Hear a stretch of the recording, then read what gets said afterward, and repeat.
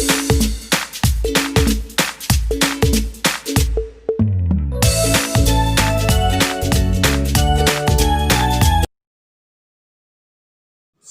pagi anak-anak Bapak.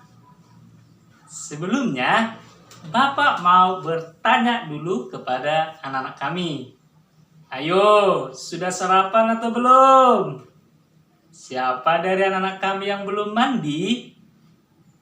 Baik, Bapak berharap semua anak-anak kami sudah sarapan, sudah mandi, sehingga anak-anak kami sudah siap dan bersemangat untuk belajar hari ini.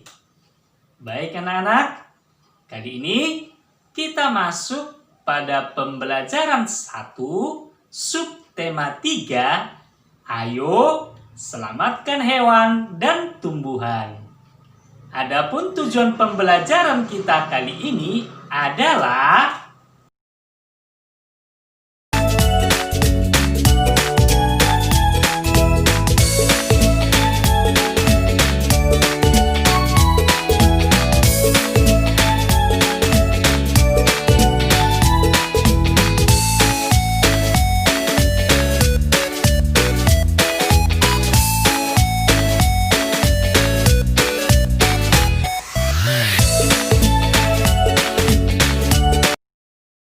baik anak-anak, kali ini kita masuk pembelajaran 1, muatan IPA.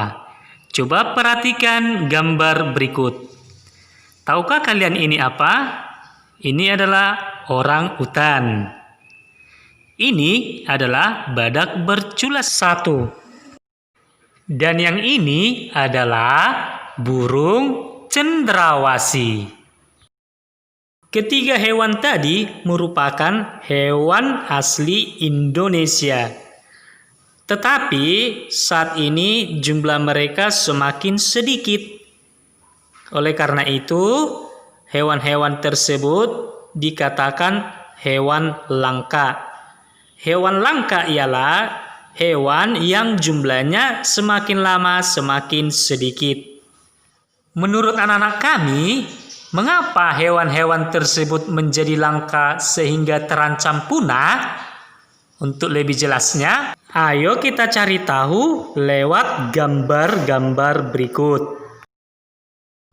Yang pertama, hewan akan semakin habis atau langka disebabkan karena perburuan yang dilakukan oleh manusia. Nah, coba perhatikan, sudah berapa banyakkah menurut kalian gajah yang telah dibunuh untuk mendapatkan gading-gading ini? Sangat mengerikan, bukan? Yang kedua ialah pembuangan sampah oleh manusia secara sembarangan. Coba kita perhatikan ikan-ikan ini. Mereka memakan sampah-sampah yang ada di lautan. Karena mereka berpikir bahwa sampah-sampah itu adalah makanan. Maka banyak hewan-hewan yang mati karena memakan sampah plastik ini. Karena plastik tidak dapat dicerna oleh tubuh mereka.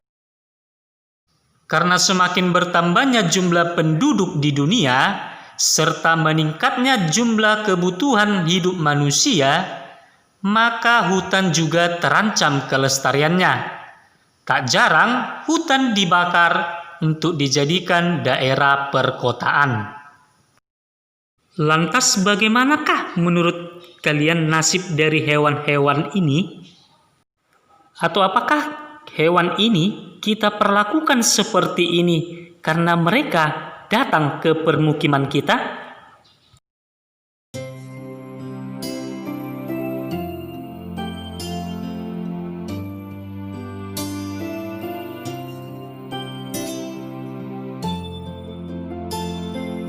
Nah sekarang, tahukah kamu apa yang harus kita lakukan untuk menyelamatkan hewan dan tumbuhan tersebut?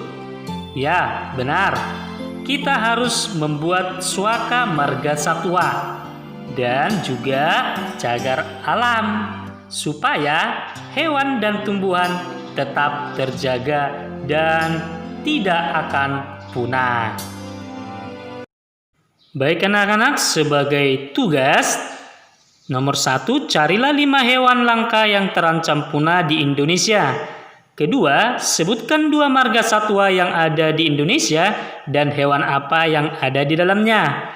Ketiga, jelaskan pengertian perlindungan ex situ dan in situ. Anak-anak yang hebat, hewan dan tumbuhan telah memberikan manfaat yang luar biasa untuk kehidupan kita. Bukan hanya untuk negara Indonesia loh, tetapi untuk negara-negara Asia Tenggara. Karena kondisi geografis negara Asia Tenggara ada yang sama, membutuhkan pengaturan dan pemikiran oleh pemerintah agar penduduknya dapat hidup berdampingan untuk memanfaatkan kondisi alamnya. Untuk memahami kondisi politik dari setiap negara-negara Asia Tenggara, yuk kita jalan-jalan ke tiap-tiap negara Asia Tenggara.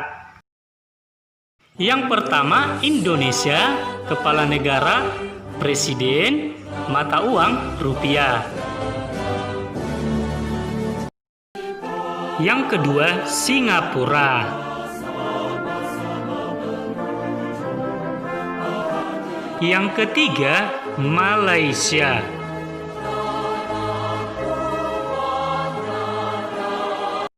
Yang keempat, Brunei Darussalam.